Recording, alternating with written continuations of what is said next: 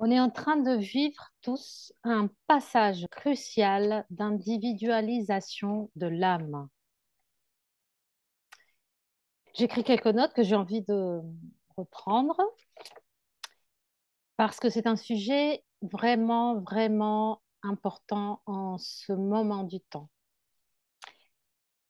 La question à se poser, que chacun devrait se poser, afin d'être honnête et sincère avec soi-même, c'est de se dire avec qui je suis et pourquoi.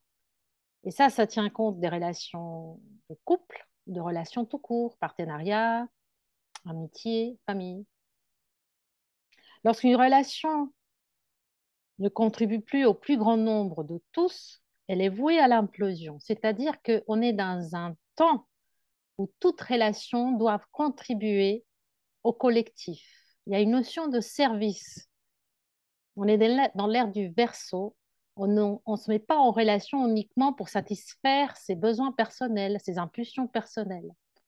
Si ce n'est pas bon pour tous, ce n'est pas bon pour moi. Il y a un projet derrière, il y a une réflexion derrière, une réflexion sur la vie, sur le pourquoi je suis ici, qu'est-ce que j'ai envie de transmettre, de donner, de communiquer. Donc, il est vraiment temps en ce moment d'intégrer le sacré et le profane, de passer à un niveau supérieur de l'être, de sortir du subjectif, du moi-je, s'ouvrir. La nouvelle manière d'être en relation avec les autres réfléchit la nouvelle manière dans laquelle l'âme a appris à se relationner à elle-même et à se donner le sens de sa valeur. Et bien ça, c'est absolument indispensable.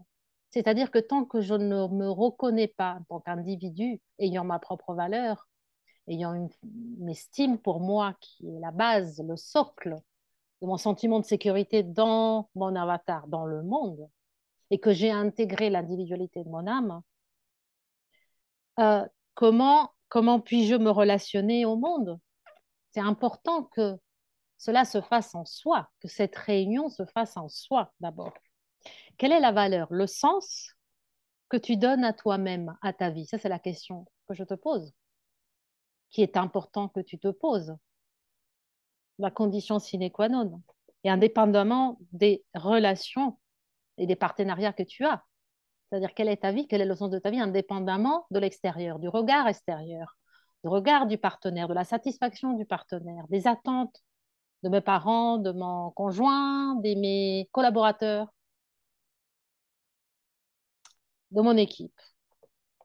L'âme doit avoir acquis le courage fondamental de se tenir, entre guillemets, à distance de tout un chacun et savoir communiquer ses propres valeurs à tous ceux qui ne partagent pas les mêmes valeurs. C'est l'ouverture de la bouche, l'ouverture de sa vérité, l'ouverture de sa parole qui peut effectivement contredire la parole de l'autre, qui ne va pas contre, mais qui s'établit, pas qui s'impose, mais qui s'exprime. Je suis cela. C'est OK si tu n'es pas d'accord, et c'est OK si je ne suis pas d'accord avec toi. Mais voilà, je suis cela, et j'agis en tant que cela. Et mes actions sont une conséquence de la valeur que je me donne. Il y a une action qui se pose derrière, dans la matière. Donc, ça peut être les notions de liberté, souveraineté, libre arbitre, choix, autonomie, peu importe. La crise, parce qu'il y a une crise inhérente à cette phase, concerne la peur de l'âme d'entretenir des relations avec les autres en général et spécifiquement les relations intimes, bien sûr, car elles craignent, l'âme craigne perdre ce sens d'individualité une fois engagée dans la relation. La peur de se perdre, que l'autre l'englobe, l'empêche, la limite, la conditionne. Et donc, cette situation bah, laissera l'âme dans une sorte de je suis en garde à vue, quoi. Je me mouille, mais pas trop. J'ai un pied dans la porte et un pied, bah, je m'assure les arrières, au cas où bah, je suis prête à fuir.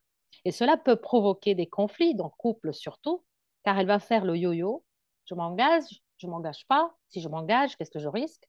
Si je m'engage pas, qu'est-ce que je risque? Un temps, je suis à fond dedans, 100%, et puis hop, je me retire. Le challenge est pour l'âme de réaliser que l'individualité établie ne sera pas perdue. Jamais. Car ce n'est qu'une peur, donc un fantasme, une invention. Et elle est juste invitée à s'aligner avec d'autres individus avec le même courage, celui aussi des autres individus de pouvoir projeter leur individualité, peu importe le consensus ambiant. Donc la solution, c'est de rencontrer, être capable de rencontrer l'autre qui est sur le même chemin d'évolution. Et de toute façon, la peur de se perdre, la peur de te perdre, ne peut pas perdre ce qui est vraiment toi. À partir du moment où tu es transparent et honnête avec toi, cette prise de conscience, tu ne peux pas la perdre. Tu ne peux juste que l'être, l'exprimer en transparence, en honnêteté et confiance. T'abandonner à la relation à l'autre, c'est la solution. Je m'abandonne, mais je traverse cette peur, car je sais que je ne veux pas me perdre parce que je me suis déjà retrouvée dans cette individualité réunion avec l'âme. Est-ce que tu as encore peur de parler vrai? Abandonne tes peurs et reste dans ton pouvoir, le pouvoir retrouvé. Courage.